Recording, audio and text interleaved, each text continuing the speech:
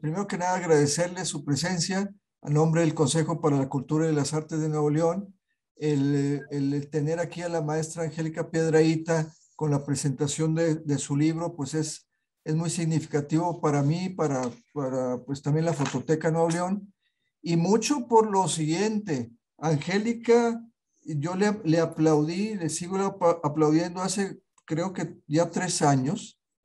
eh, en ese periodo me tocó ver tres proyectos que me gustaron mucho, me interesaron mucho, y uno era el de Angélica, y precisamente porque hacía esta reflexión y también pues la instalación que implicó y demás pues del trazo sobre la estereoscopía, pero cómo lo ligó con la educación y también otras propuestas pues de ahí del montaje y la instalación, utilizando telas transparentes, pero el involucramiento, perdón, de tanto de los comercializadores de la estereoscopía, como cómo la usaron también en la docencia. Entonces, ese fue muy significativo para mí, como otros también, que también ligaban pues otras propuestas posibles o alternativas en lo amplio del término del manejo y flujo de la imagen, ¿no? Pero bueno, pero permítanme, después de este comentario breve, presentar la semblanza que me hicieron favor de enviar, y mencionar que, bueno, también hoy nos va a acompañar el maestro Durán Castro, Mauricio Durán Castro, que él es también colombiano de la Universidad Javeriana, y que a ambos los une precisamente este interés en la docencia, y también, al parecer, ya nos los platicarán ellos, la confluencia pues del desarrollo de la investigación que nos hizo y nos va a presentar Angélica. Bueno, así las cosas. Angélica Piedrahíta es artista multimedia, docente e investigadora en Master en Fine Arts en Artes Mediales de la SUNY en Buffalo, Nueva York, con una beca Fulbright Colciencia, tengo yo aquí, pero es de ciencia, Conciencia se llama tal como cual, haz de cuenta como la aquí disciplina. es, aquí es, las becas de investigadores son, ¿cómo es que se llaman? Las de CONACYT, no. Ok, bueno, es un Sí, un organismo organismo de investigación. correcto, muy bien, muchas gracias.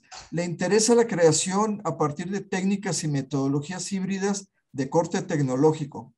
Su trabajo ha sido exhibido en Alemania, Bauhaus University en Weimar, The New School for Social Research en Estados Unidos y el Banco de la República en Colombia, además de festivales como Resound en Dinamarca, Pixel Point en Eslovenia, Loop Barcelona, Clex Malasia, Megapolis Nueva York, Videograma y el Festival Internacional de la Imagen en Colombia. Como investigadora y docente, ha participado en la edición de libros y programas para la educación en artes, ciencia y tecnología en diferentes niveles de escolaridad. Trabajó como profesor asistente en la Universidad Javeriana en Bogotá y actualmente es profesora asociada de la Universidad de Monterrey, en México. Actualmente realiza investigaciones en bioacústica de aves con el apoyo del Centro de Investigación, Innovación y Desarrollo de las Artes en la Universidad Autónoma de Nuevo León. Bueno, asimismo me permitiré leer semblanza del maestro Mauricio Durán Castro. Es arquitecto de la Universidad de los Andes y magíster en filosofía de la Pontificia Universidad Javeriana de Bogotá. Ha cursado la maestría en cultura de la metrópolis en la Universidad Politécnica de Cataluña y el CCC de Barcelona. Es autor de los libros La máquina cinematográfica y el arte moderno, Editorial Pontificia, Universidad Javeriana, Bogotá, 2009, y El cine como máquina de pensamiento y control, Editorial PU Javeriana, Bogotá, 2021. como de capítulos y ensayos para distintos libros y revistas de cine. Conferencista invitado a Buenos Aires, Lima y Caracas. Fue coordinador de los cineclubes, de la Cinemateca Distrital y el Cineclub del Departamento de Humanidades de la Universidad Central, del que también fue editor de su revista Cuadernos de Cineclub. Es profesor e investigador de planta del Departamento de Artes Visuales de la Pontificia Universidad Javeriana de Bogotá y actualmente director de la Maestría en Creación Audiovisual. También ha sido docente de la Universidad Nacional de Colombia y de la Universidad de los Andes. Bueno, pues maestros, muy amable, muchas gracias y pues les dejo el micrófono y la conducción de esta charla. Adelante. Bueno, pues Muchas gracias, gracias, Joaquín. Y muchas gracias, Angélica. No, pues, por Dios. Yo le dije a Mauricio cuando lo invité, le dije, es que, bueno, finalmente este proyecto que empezó también como buscándola a él como asesor, ¿no? Cuando lo planteé, fue como, bueno, Mauricio, ven y me asesoras un rato a ver qué pasa. Y ahora presentando el libro también dije como, bueno, no quiero estar aquí sola hablando del proyecto, creo que voy a traer al culpable de que yo tenga estas fijaciones visuales con los dispositivos. Bueno, posiblemente desde antes, ¿no? Me encanta que los estudiantes culpan a sus maestros. A mí ya me han culpado varios, he recibido mensajes en Facebook de por tu culpa estoy aquí, ¿qué estoy haciendo? ¿No? Pero normalmente esos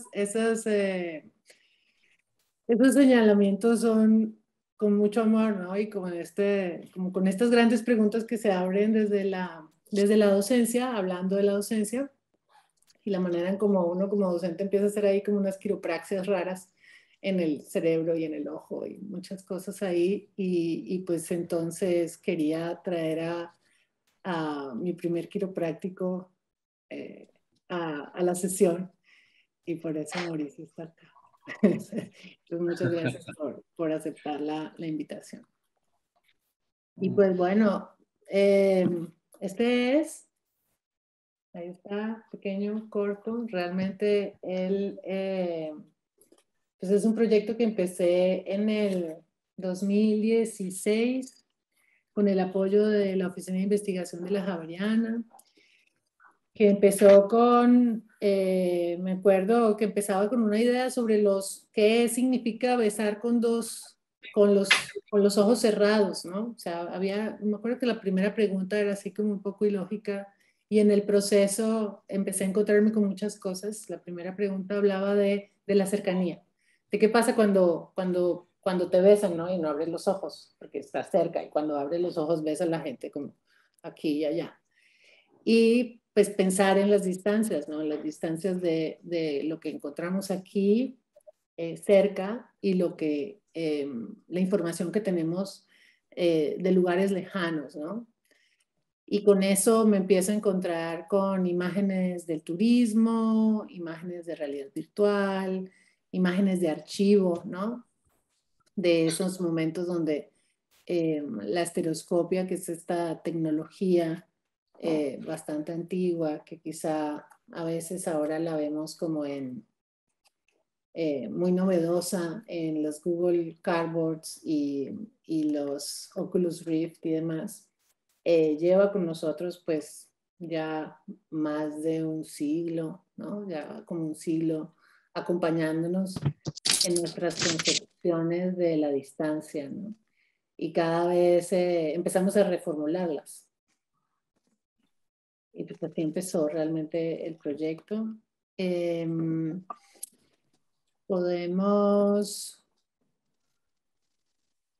Bueno, y mientras estaba en esa búsqueda, me encuentro con un material estereoscópico en Colombia, realizado por 1913, más o menos,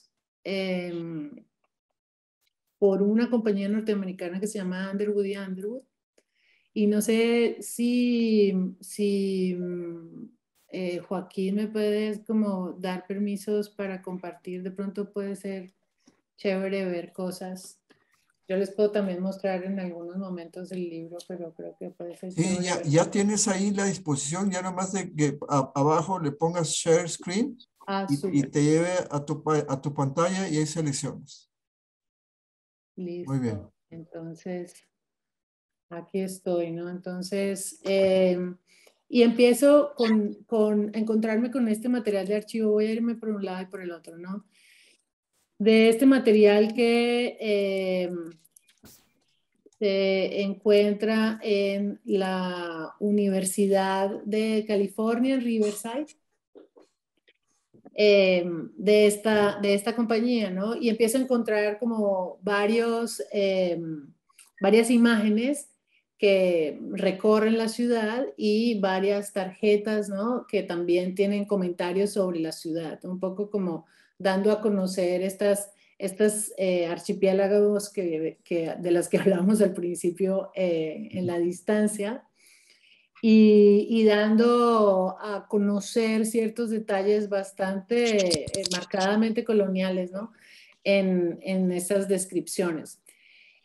Y pues bueno, al encuentro de este material voy, lo busco, lo escaneo y voy a Barranquilla a buscar los espacios en los que se fotografió y ver como qué es lo que pasa, ¿no? Con esos lugares desde la distancia, para encontrarme con muchas cosas, la verdad, eh, muy interesantes porque cuando llegas tú con una idea y con una forma de ver muy particular del archivo y después te encuentras con eh, las personas que habitan el espacio, hay otras miradas, ¿no? Que empiezan a surgir, que quizás son unas miradas y yo me atrevo a decir, y en el libro lo mantengo, pues, que me atrevo a decir que es la misma tecnología de la estereoscopia la que de alguna manera como que referencia el cuerpo, ¿no? Y te pone directamente sobre él. Y de esa manera hay como que hay alguien por ahí con el micrófono abierto. Hola, eso. Gracias. Eh, y es el mismo dispositivo que de alguna manera se acerca al cuerpo para generar otras relaciones con ese mismo material. Entonces, básicamente, si yo le mostraba o cuando le mostraba las imágenes a estas personas sin las gafitas, pues simplemente eran estas fotografías, ¿no? Viejas que pues hay montones, ¿no? Que me hablan de una época y pues al no ser historiador no las puedo realmente leer de una manera como inquisitiva, ¿no? Mis inquisiciones o mis preguntas sobre la imagen se vuelven diferentes, pero en el momento en que se ponen las gafas, hay ahí como una relación con el cuerpo que hacía que ellos se encontraran con las imágenes como si las conocieran, ¿no? Entonces habían personas que estas imágenes más o menos fueron tomadas en 1913 y entonces habían personas de 20, 17 años que decían, ay, yo sé dónde está ese edificio, está aquí nomás, ¿no? Y pues evidentemente no era ese mismo edificio, evidentemente no lo conocía, pero había esta relación de cercanía con la mirada. Y eso creo que fue uno de los hallazgos más grandes de la investigación, porque realmente le dio un giro así muy importante a todo el proyecto. Pues bueno, eso es lo que está básicamente en en el curso del libro. Bueno, Angélica, bueno, por un lado, también quiero agradecerte que me hayas tenido en cuenta para estar aquí acompañándote. Realmente es un honor, fuera de cualquier cumplido, lo siento así. Y pues muchas gracias. Con Angélica nos conocemos, pues como decía ella, fue estudiante del pregrado, donde yo era profesor y estaba en el área de audiovisual. Y, y pues qué rico, qué lujo haber sido culpable de todos estos daños, no sé si daños y mejoras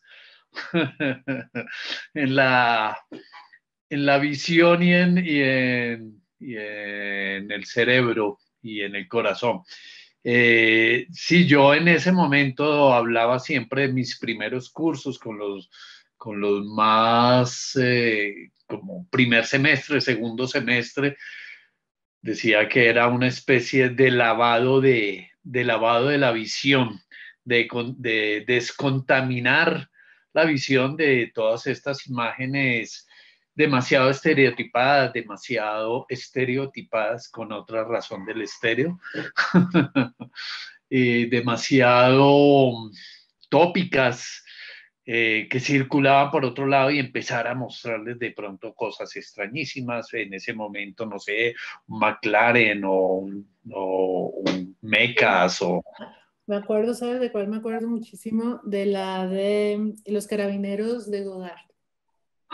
Fue como golpe al Sí, corazón, ¿no? Cuando qué empieza a bueno. sacar todas estas imágenes de la maleta, y hay muchos guiños que hace esa película sobre el cuerpo y la imagen. Totalmente. Sí. La primera ida al cine de ese carabinero, donde él quiere meterse a la pantalla con la chica que se está bañando en la proyección ahí en la pantalla, ¿no? Y él quiere meterse y termina destruyendo la pantalla. Sí, es una maravilla. Pero bueno, quería simplemente con esto decir que qué rico que haya haber producido ese daño otra vez. Vuelvo a insistir. Y Angélica, yo creo, ahora pasaba rápidamente unas imágenes y estaban estas imágenes que promocionan el estereoscopio con unas ilustraciones donde hay una señora que puede tener unos 50 años o más y mira por ahí y de pronto en otro lugar está su hijo que está en la guerra, en la Primera Guerra Mundial, ¿sí? Está Sí. en la guerra y es un poco cómo acercar en las distancias, ¿no? Como en medio, esta que está ahí, ¿sí? El hijo está en la guerra y ella está mirando de ahí. De alguna manera uno siente que ella en ese sillón está cómoda y está apacible porque puede verlo, porque a pesar de que está en una situación terrible, puede verlo, puede acercarse, ¿no? Esa distancia casi que tiende a anularse y pues bueno, es el momento en que ya el teléfono ha entrado con toda la posibilidad también para acercar el sonido y la televisión está por inventarse y el cine ya es un hecho total.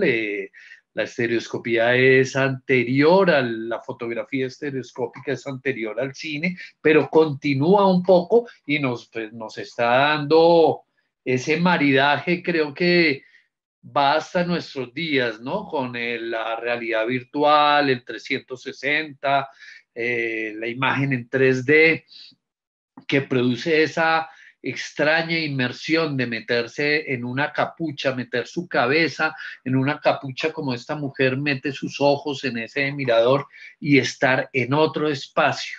Esas lejanías y esas aproximaciones tan drásticas de esas lejanías donde se anulan kilómetros, miles de kilómetros y nos da esa ilusión.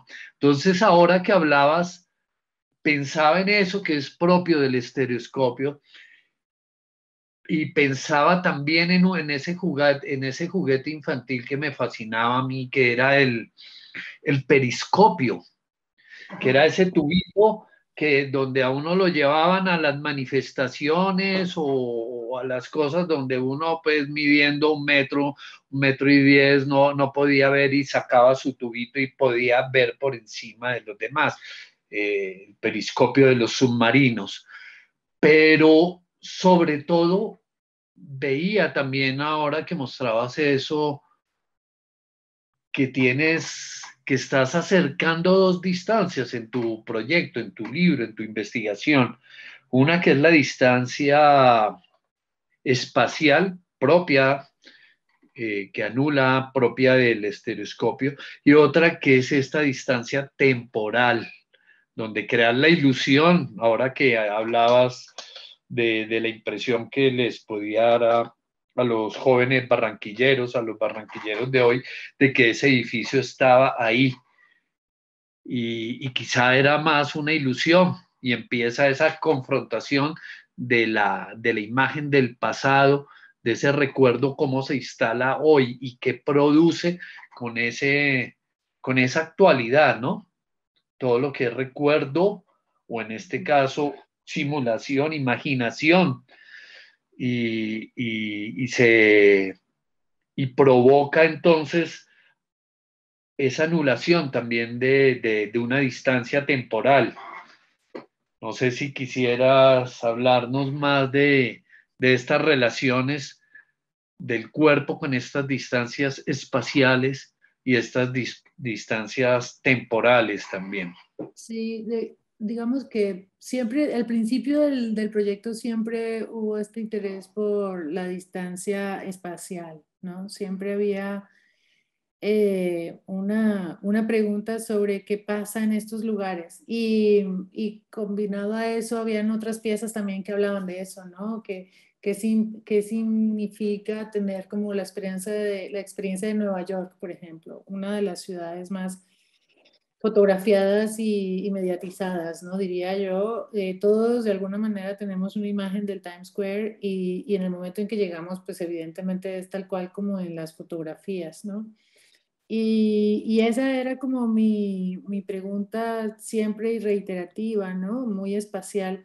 Y fue realmente el momento de traer el material a campo que surge la pregunta por lo temporal. La pregunta por lo temporal había surgido antes, evidentemente preguntándose quién fue el que fotografió, ¿no? En qué fecha fotografió, que de hecho en el libro, no sé si, creo que ven mi pantalla, pero no sé si me ven a mí. Sí, te vemos. Sí, ok.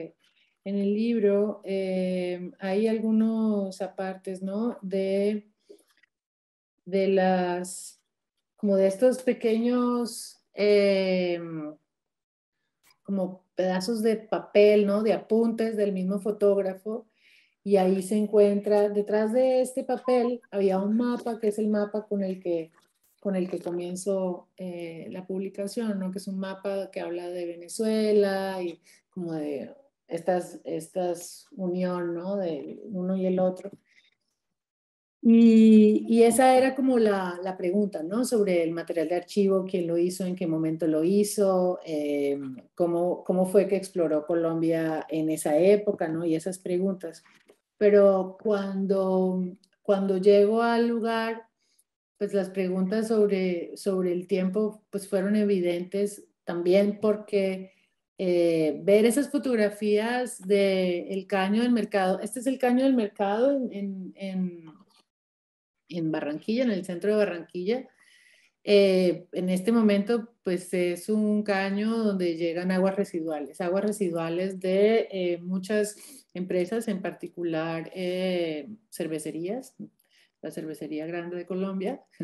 Y pues bueno, muchos residuos que realmente no le hacen muy bien al ecosistema y esta es una foto en el mismo caño, ¿no? Donde la gente acostumbraba a lavar su ropa, a bañarse, ¿no? Y esta es como la imagen, una de las imágenes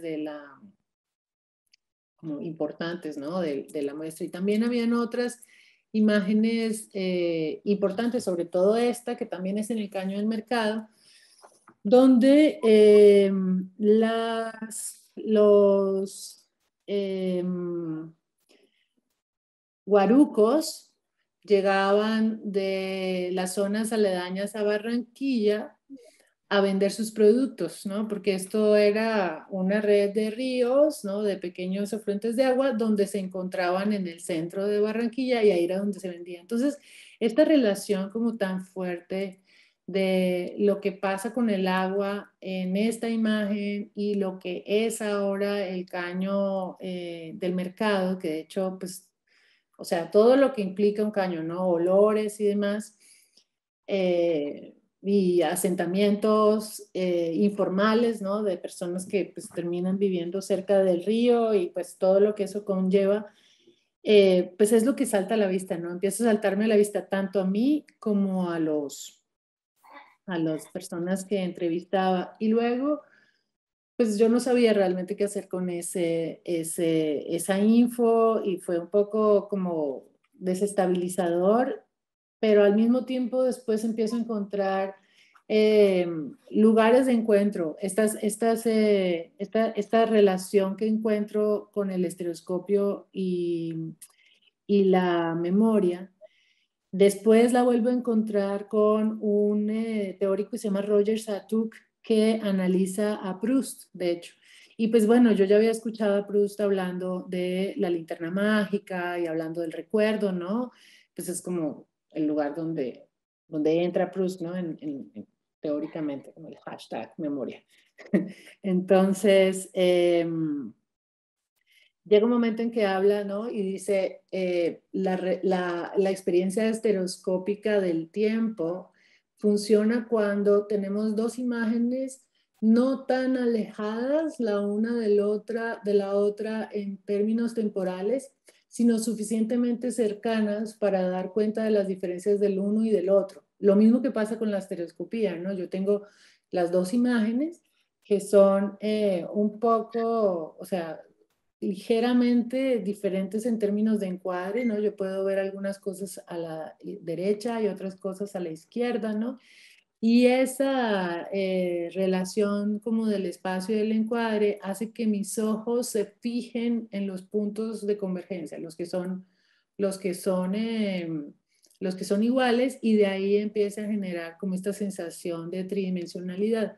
Entonces Chatuc empieza también como a jugar con esa idea del tiempo y decir, bueno, si yo tengo dos imágenes al mismo, o sea, estoy viendo dos imágenes, las estoy comparando en términos como cronológicos, y empiezo a ver estos mismos sujetos a unas distancias que no son completamente separadas, hay una profundidad como histórica ahí que es muy interesante y en la cual trabaja Proust, y que todo el busca, en busca del tiempo perdido, y el de, bueno, hay otro, la segunda parte también eh, explora un poco también esa memoria a partir de los dispositivos precinematográficos. Y eso para mí fue como un encuentro que no vino y que fue, o sea, como que lo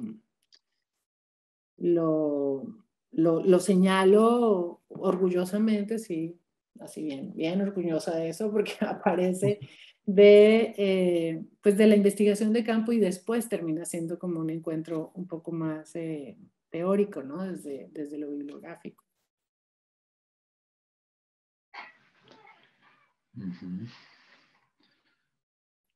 Sí, Pero y es pues, entonces una pequeña distancia en el tiempo, como dices tú, y sí, es quizá también del movimiento del sujeto, ¿no? Porque es una variación de que esa distancia son 8 centímetros del punto de vista.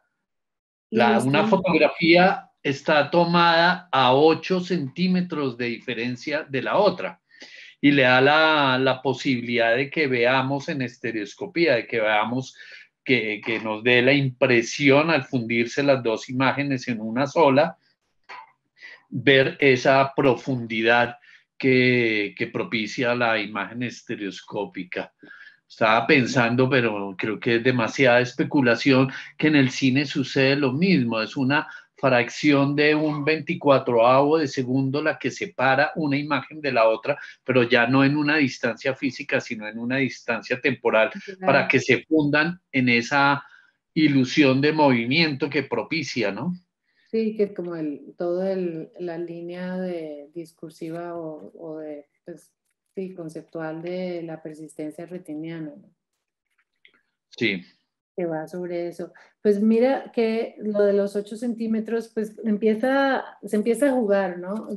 La publicación también aparecen o decido también incluir bocetos, ¿no? Bocetos de como mi modelo, formas de pensamiento para entender, porque creo que, no sé si lo dije, pero el proyecto, bueno, se hace, pero también voy a mostrarles no, voy a seguir mostrando. Les voy a mostrar la página web. Acá. Y que decido hacerlo también estereoscópicamente, ¿no? Se vuelve súper ambicioso porque pues también estoy como jugando con este setup de 2 cámaras, ¿no? Y entender un poco como la misma producción, ¿no? De la imagen desde la estereoscopía fue importante para mí y entonces aquí tenemos pues un rig, teníamos un rig muy sencillo y otro un poco más complejo para hacer close-ups. Aquí está el rig y las dos cámaras juntas, ¿no? Y teníamos, y pues dentro de ese encuentro, pues muchos, no creo que ahí no está, está acá, el boceto, ¿no? De cómo realmente funciona el paralaje, ¿no? Y la forma en que se encuentran con los ojos.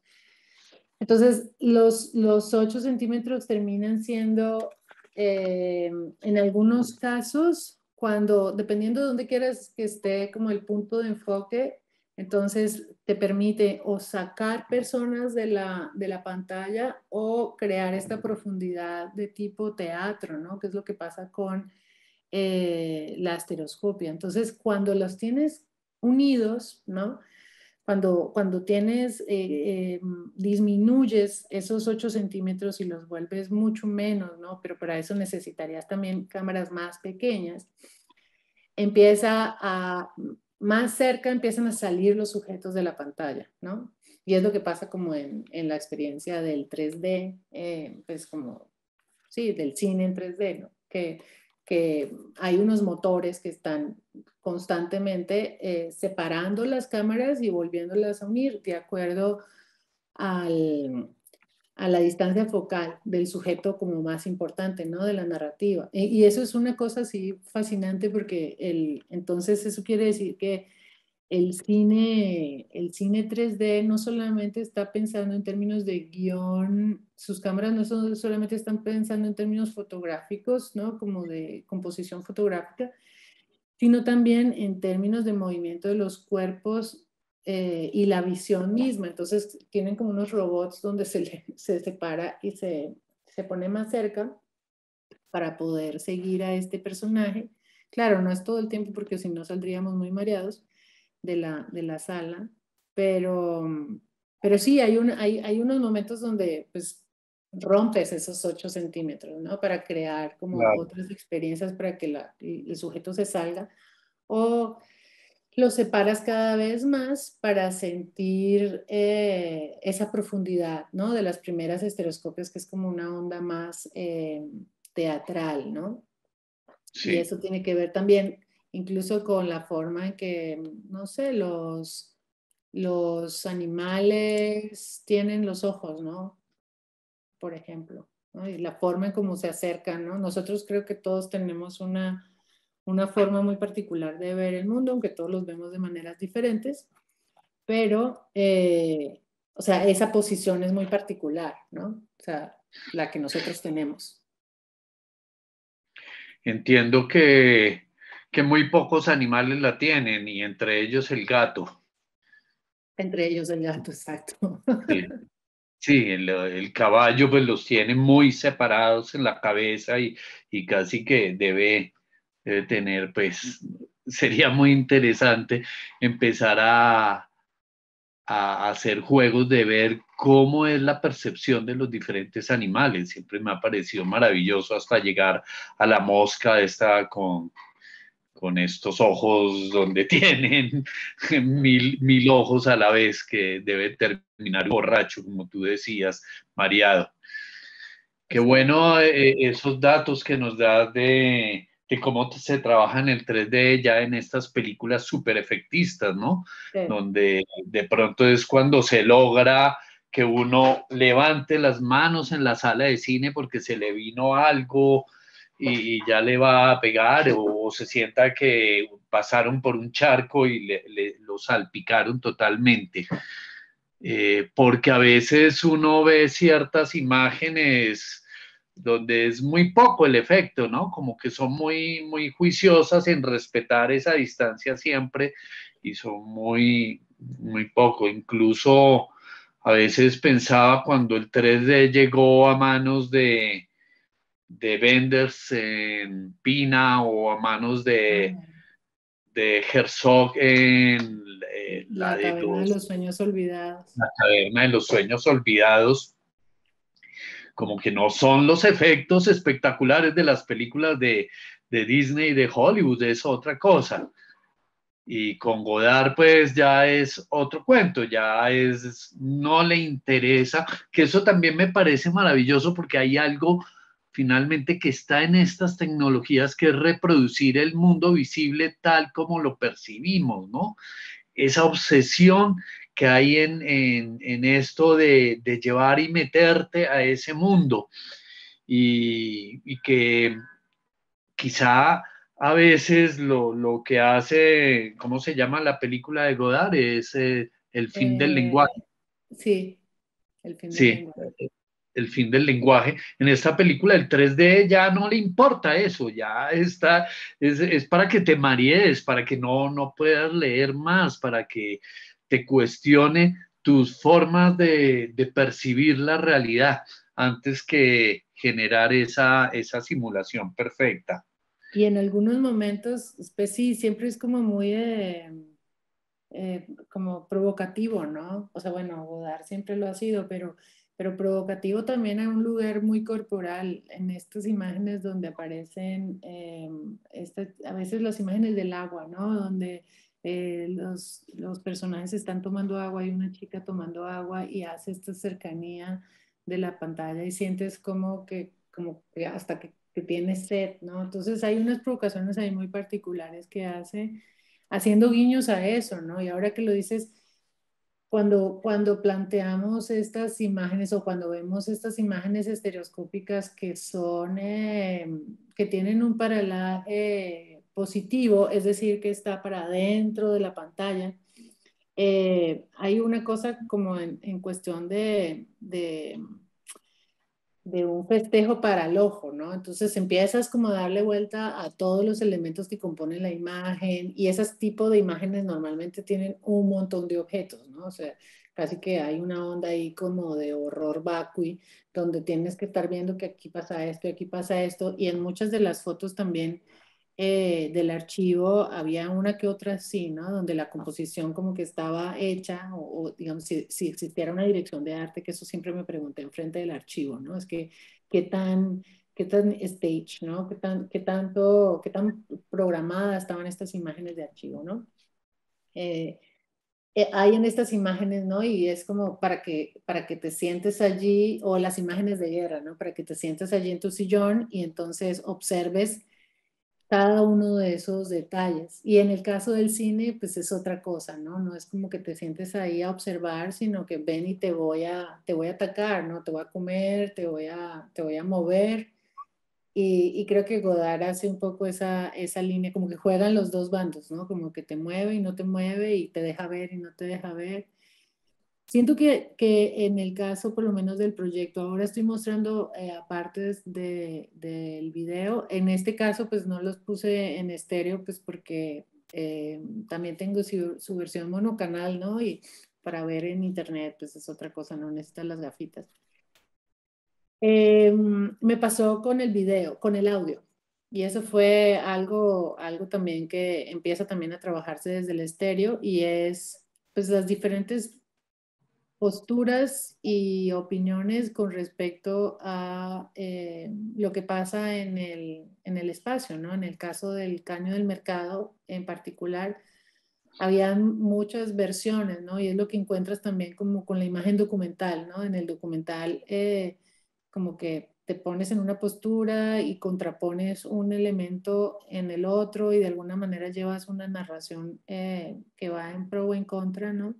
Como que pues se pone en un lugar, ¿no? Claro, pero en este caso para mí fue muy difícil, ¿no? Fue muy difícil ponerme en un lugar como que veía muchas cosas que estaban sucediendo y a nivel de audio fue una decisión dejar como estas narraciones que se interpusieran unas con otras, ¿no? Como que estamos escuchando los relatos de todas estas personas, como entre que te voy a dejar escuchar y no. Y creo que por ahí hay unos guiños que pueden ser muy, ahora lo recuerdo, pues, porque estaba como lejos de mi memoria estas decisiones. Por ahí está, no sé si hay...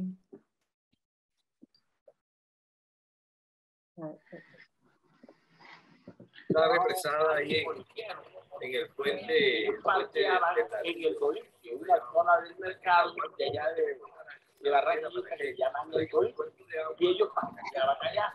Entonces estos carritos nos llevaban de Ruta a la Nieve y Rebolo, que era lo grande de Barranquilla, era Rebolo y la Nieve. Sí, ahí se pasaron más de 40 personas. Mi papá me traía el cabello que se valía 30 centavos.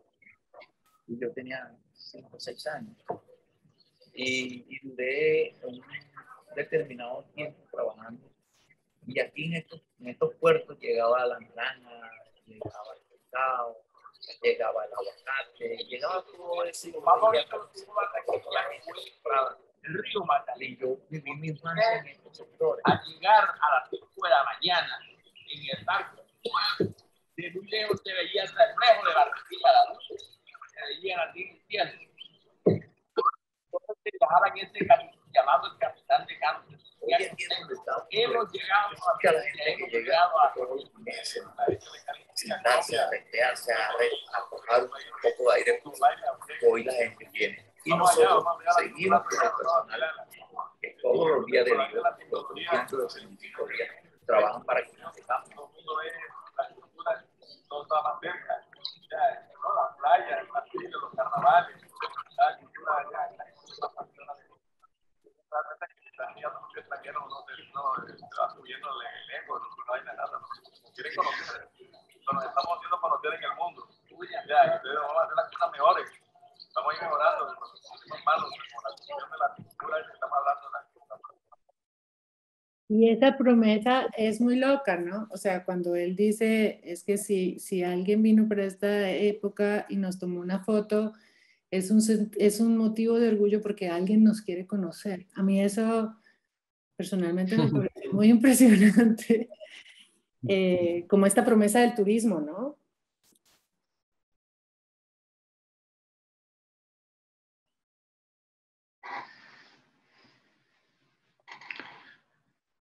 Bueno, hay otro tema ahí ligado a todo esto, Angélica, que es el tema de poseer, de estar dentro de otro cuerpo, ¿no?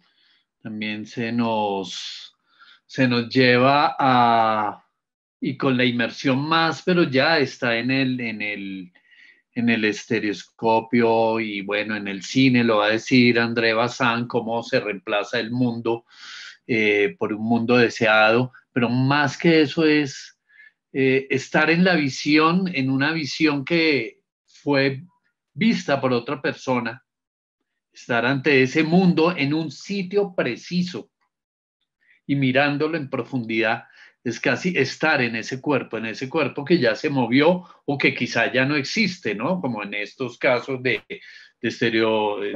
imágenes que se tomaron hace un siglo, ¿no? Entonces eso también me parece muy rico, muy, muy interesante cómo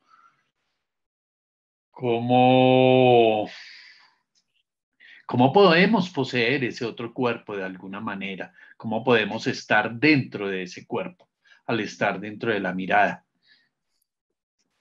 y de observar como al otro a partir de esos cánones de ese otro cuerpo, ¿no? Que era digamos que lo que me tenía a mí pensando en un principio solamente, o sea, cuando no había ido a Barranquilla, pues bueno, obviamente había ido a Barranquilla antes, ¿quién no ha ido a Barranquilla antes? Pero en el momento en que veía solamente las imágenes, ¿no? O estaba con ellas en el archivo y es la pregunta de, bueno, pero ¿y este señor qué es lo que estaba haciendo, ¿no? ¿Quién es esta persona? Y J.H. Ashton, ¿no? Se llamaba él. Y más adelante encuentro libros de su hijo hablando de, pues, como el espíritu explorador de su padre y su relación con el mapeo de el Magdalena en Colombia, tráfico o comercio de orquídeas, y no solamente acá, sino en otras partes del mundo, ¿no? Estuvo en África, o sea, digamos que el libro que escribe su hijo, ¿no? Sobre su padre, pues da cuenta del espíritu, pues, aventurero de este personaje y me pone a pensar en esto que preguntas, ¿no? Como de quién es esta persona que hace estos garabatos en el papel y decide, ¿no? Cuántas horas va a navegar en cierto lugar u otro y por qué de pronto esta imagen no es publicada, sino esta, ¿no? Y toma esas decisiones sobre el material, que habla también de, no solamente de quien está ahí de ese cuerpo que está ahí tomando la fotografía y decide qué es importante y qué no, sino también de la misma editorial, ¿no? Que es también lo que decía Joaquín sobre la educación y cómo en estos casos, por lo menos, eh, está este Mr. Jerome, ¿no? Pues porque tiene un nombre y porque es el District Attorney de Nueva York, pero en este caso, pues no sabemos, ¿no? Es un cubano, entonces es el hombre en el escritorio cubano, el hombre en el escritorio panameño y el hombre en el escritorio en Barranquilla. Y este personaje, pues es la hora en que yo todavía no sé quién es. Dentro de la investigación no supimos quién era y cuál fue la relación de ese fotógrafo con esta persona, ¿no? Un escritorio con teléfono. Además, y Sí, con una ya, bandera detrás, la bandera de Estados Unidos, ¿no? sí, la bandera terciada y Ahí como atrás muy bonito. ese comedor maravilloso.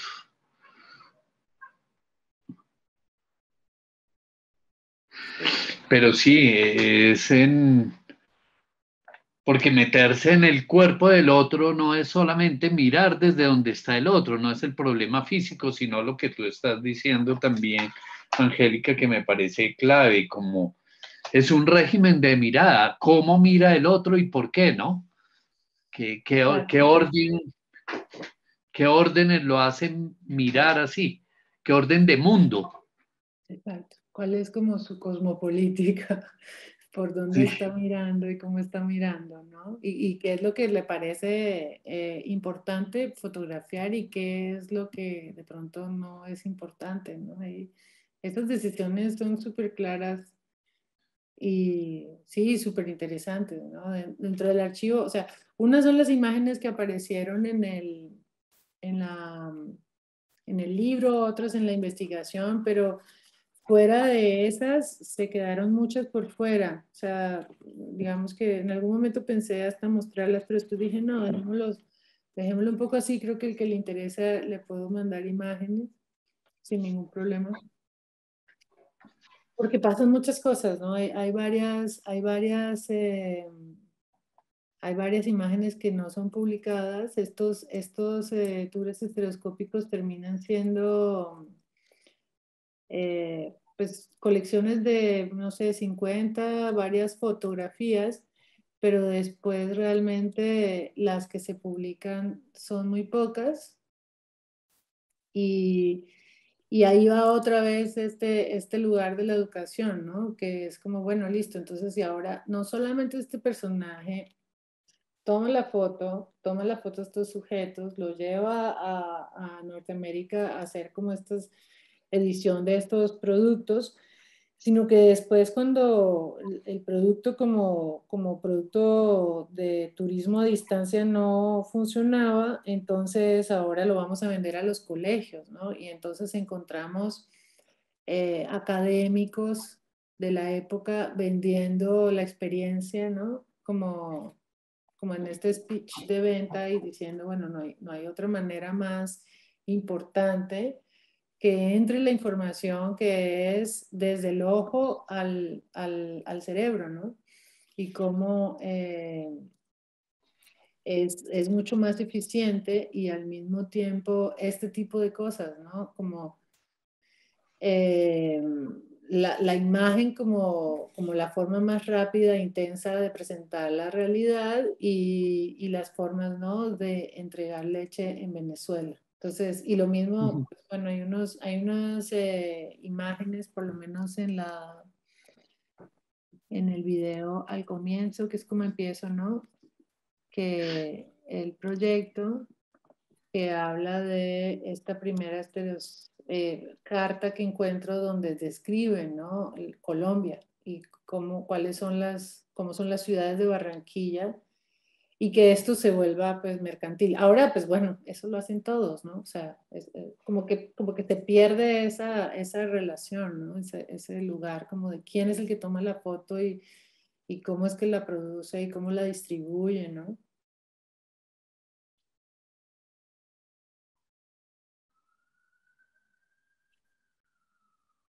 No sé si le pongo aquí un poquito. Ese uso en gran medida fue el turismo, ¿no? El mayor interés que tuvo la estereoscopía. Sí, ¿O sí. qué pasó en la educación? En la educación terminó sucediendo que como que se reencaucharon esas imágenes, se volvieron a organizar como de otras diferentes maneras y empezaron a volverse libros de texto, ¿no? Con muchas más estereografías como de, no sé, entre 300 imágenes por paquete, ¿no? Y combinadas con libros de texto, ¿no? Donde hablaba de agricultura, geografía, usos y costumbres, ¿no? Y como que eran parte de el sistema educativo de los Estados Unidos. Otra cosa que es súper importante o súper interesante con esto es que es de los primeros modelos de venta que se daba era por medio de Boy Scouts. Entonces entraban, o sea, como que habían también niños vendiendo los mismos proyectos de casa en casa. Y estas formas también como de ventas de casa en casa, pues, o sea, son estas compañías las que como que empiezan con esa modalidad. No, yo no, pues esa no fue mi investigación, pero digamos que fue como el intercambio de ideas con la bibliotecaria encargada, ¿no? La curadora de la colección del archivo en la Universidad de California, en el Museo de Fotografía.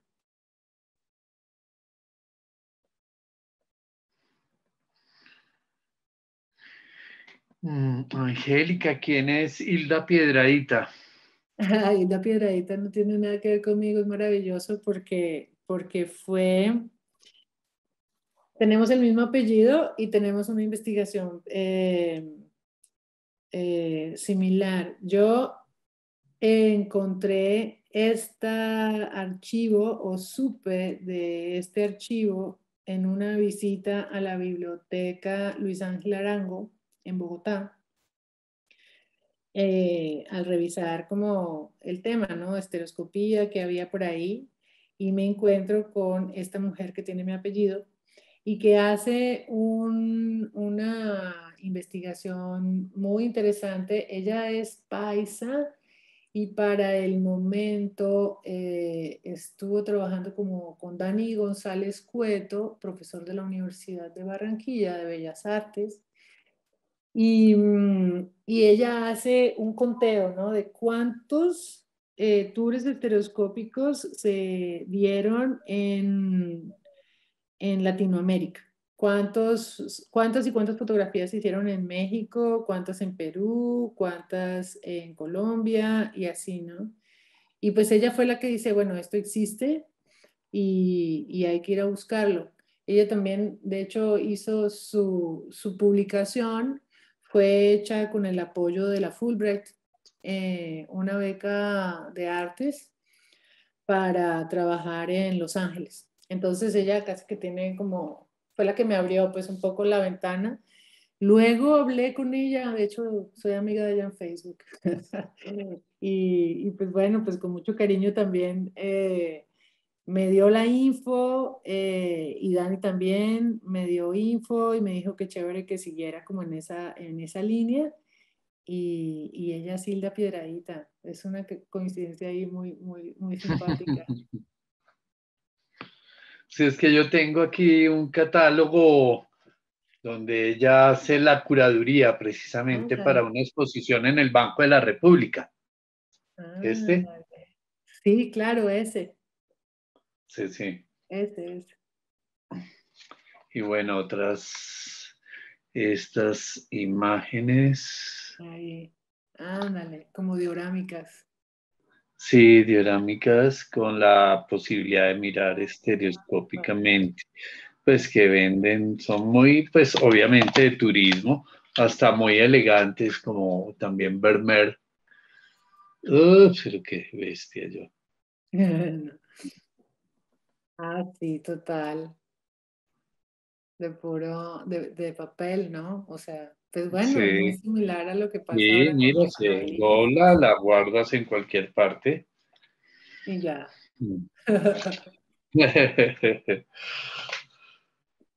Y esta otra, que ya te había mostrado. Ah, sí, que esa fue la que hizo Alejo. Sí. Esta para los que quieren es muy curiosa porque es estereoscopía, pero las imágenes no son iguales, sino que vienen, cada ojo está viendo un caleidoscopio diferente. Entonces puede resultar siendo como un viaje de LSD, no sé, o bueno, que le puede a uno quedar el cerebro del lado izquierdo en el lado derecho y viceversa. Y viceversa. Cool. Y versa vice. Viceversa, tal cual. Bueno, pues no sé, creo que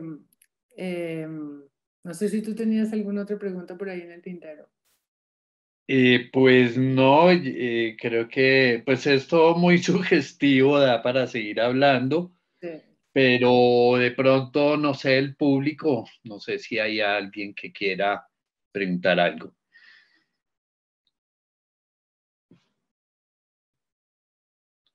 Alguna El manita chat, no he levantada. visto nada en el chat, ni manitos Ya. levantadas, ni... No, yo creo que es, sí, dale, Buenas noches. Sí, Fernando. hola. Bueno, mi nombre es Hernando Pineda. Soy amigo de tu padre, Angélica, desde Hola. tiempos, mejor dicho, inimaginables, arcaicos, porque somos de esos pisos que tienen nieves. Y bueno, te felicito, me causa mucha alegría. Yo recibí el enlace, perdón, de Jorgito, y solamente hasta ahora pude lograr la conexión porque yo venía en carretera, estaba viajando de Bucaramanga a San Gil, pero te presento un cordial y muy respetuoso saludo. Felicito esta iniciativa, trataré de obtener mejor información sobre el libro y éxitos con todo tu emprendimiento y todo lo que te engrandezca y nos alimente a los lectores. Que entre otras cosas soy lector apasionado, yo soy jurista y leo mucho. La costumbre de la profesión pero también me interesan otros temas y bueno, ese es mi saludo, muy cordial, muy afectuoso y éxitos y bendiciones. Saludos a Jorge, que no lo veo conectado. Bueno, gracias, Fernando. Bueno, pues no sé si Berta, saludos. Sí, Berta, ¿quieres preguntar algo? Hola Angélica, ¿cómo estás? Buenas tardes Hola, a hola. todos. Quería preguntarte, digo, yo no, apenas me estoy adentrando en el mundo de los fotolibros y me parece maravilloso. Ayer también tuve la oportunidad de estar en otra conferencia y todo el proceso creativo del libro tú lo llevaste a cabo desde la conceptualización de cómo lo ibas a formar y todo. Además de la investigación, ¿cuánto tiempo te llevó a hacer esta investigación? No, pues la investigación empezó en el 2016 y concluyó ese mismo año. Bueno, ese mismo año viajé a Barranquilla, hice, pues como capturé las imágenes y en el 2017 acá en Monterrey empecé a editar y a producirla como los dispositivos, porque pues esto también tiene el documental, pero al mismo tiempo también tiene estas versiones como para sala de exposiciones, ¿no? Como dentro de los circuitos del arte. Y aquí hice como toda esa producción. Y el año pasado, pues ya se ha mostrado en varios lugares, en varios eventos. Y el año pasado tuve la fortuna de contar con un presupuesto de la Universidad de Monterrey, de la UDEM, para publicaciones. Entonces, varios de los maestros que trabajamos allí empezamos pues como a trabajar en publicaciones que nos parecían importantes o interesantes y para mí fue importante empezar a darle como un cierre a este proyecto, sobre todo porque, bueno, en este momento toda la caja de la exposición pues está en Colombia y con las nuevas distancias pues va a estar bien complicado, ¿no? Volver a montar y tener como estas eh, piezas que se acercan al cuerpo de la persona y como a la cabeza y como con toda esta línea, ¿no? De sanitizarse y lavarse las manos y estar distantes, ¿no? Entonces me pareció importante como hacer otras formas, ¿no? Buscar otras formas de divulgación y me senté a buscar como las imágenes, a revisar otra vez como una publicación que había hecho para la revista Mabae, de investigación académica, de la Javeriana también, y pues nuevas reactualizaciones, ¿no? De lo que había pasado con ese artículo y de sus presentaciones. Y me acerqué a Roberto Salazar, un diseñador aquí en Monterrey, y con él nos sentamos un poco como a jugar con las imágenes, a ver cómo nos funcionaban estos guiños al anaglifo, ¿no? Como que yo le presenté como como una primera versión, un primer machote, ¿no? Y él como que fuimos empezando a jugar con InDesign, yo sin saber mucho de InDesign, y él como jugando un poco con las imágenes que yo le estaba dando. Y esa fue la experiencia, la verdad. Muchas de las imágenes pues definitivamente yo siento que este proceso es un proceso que se hace entre varias personas, ¿no? También tanto en la organización de las imágenes estuvo Alberto Díaz, curador y museógrafo de la colección FEMSA. Y él pues también estuvo todo el tiempo asesorándome sobre pues la narrativa, ¿no? Y cómo dentro del mismo texto algunas imágenes iban o iban otras, ¿no?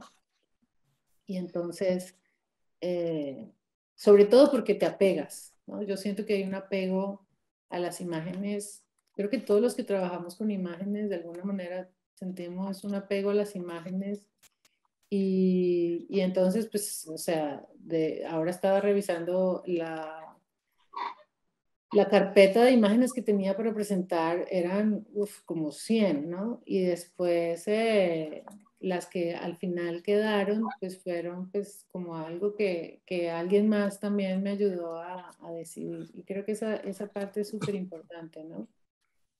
Claro, claro, entiendo, como que nunca van a ser suficientes, siempre quieres poner más, pero sí hay que hacer una selección. Ya, muy bien, está muy lindo, muchas felicidades, gracias. No, gracias a ti. Bueno, digo, perdón, pero creo que interesante la reflexión de Berta, porque creo que también sí viene al caso y es muy interesante. O sea, si esto es un fotolibro, un libro, una investigación, ¿me explico? Sí, Sí, como porque sí, señalarlo. eh, Sí. Señalarlo. sí, interesante porque pues bueno, la conceptualización misma y el tema sobre todo porque este es una ventana, un encuentro de imágenes en donde estas reflexiones pues caben y son interesantes, ¿no? O sea, en donde está, pues vaya, qué es lo fundamental siempre y qué bueno en todo fotolibro debe estar una investigación atrás, la exploración que hablábamos en su momento, pero luego sí esta conjugación que mencionas bien de varias personas, que no en todos los fotolibros, como no en todos los libros, bueno, aunque más en los libros donde sí está el editor, está que revisa el estilo, pues en dado momento la selección de imágenes y la investigación, ¿verdad? Pero bueno, nomás quería sí traer ese juego de conceptos, ese juego de ideas o también la reflexión misma hacia ti, ¿no? ¿Cuál es el centro de tu libro o de tu Pues, objeto? realmente sí tiene una marcada importancia en las imágenes y como a la relación del ensayo visual o del fotolibro, ¿no es cierto? Pero definitivamente en términos de texto hay mucho más relacionado con la investigación. Entonces también creo que la pregunta va también una pregunta que me hacía Roberto cuando estábamos editando, ¿no?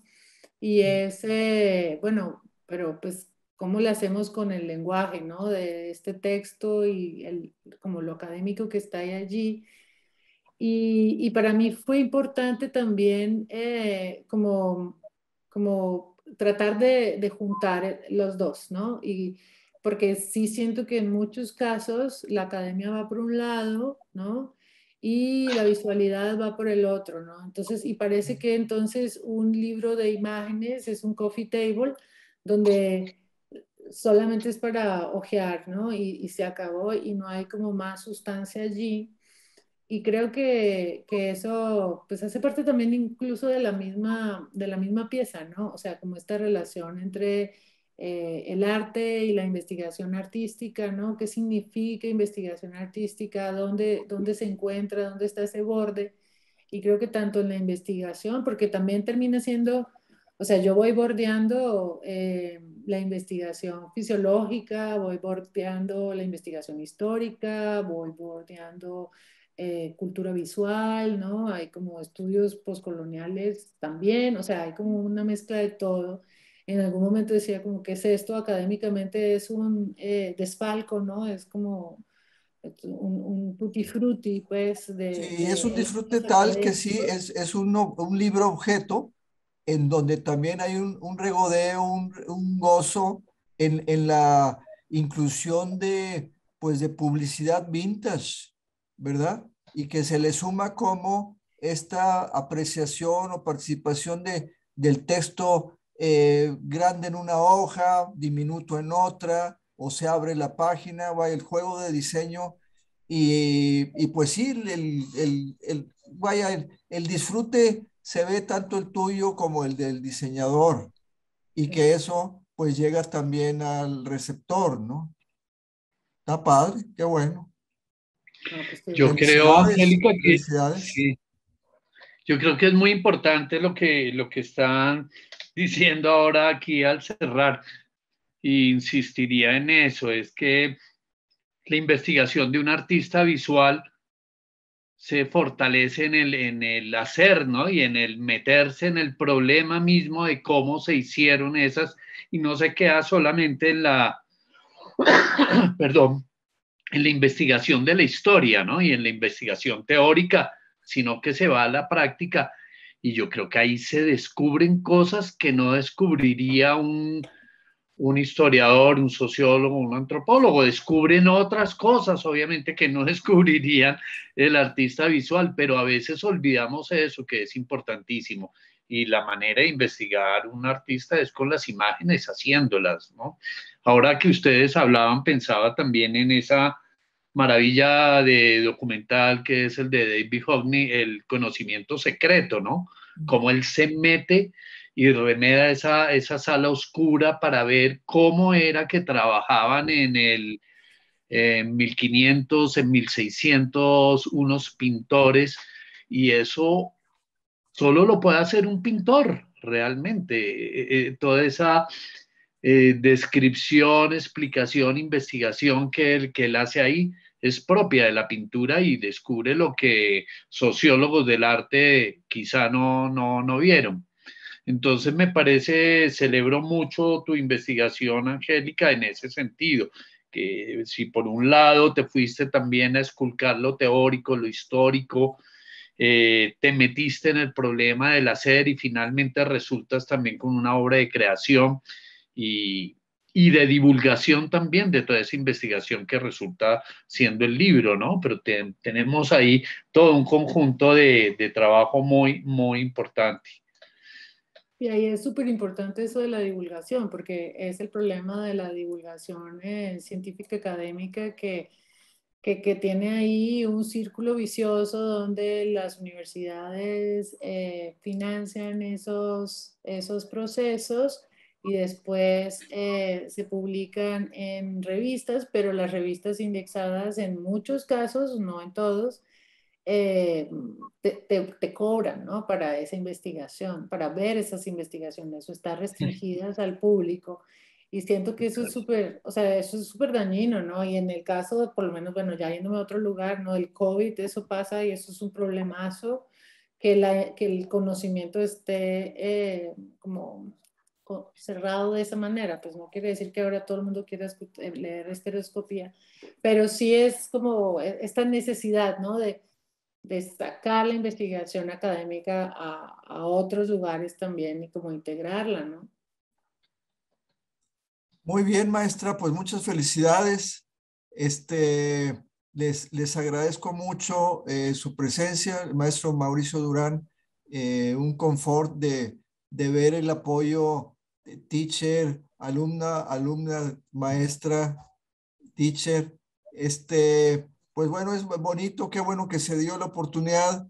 Les agradezco a nombre del Consejo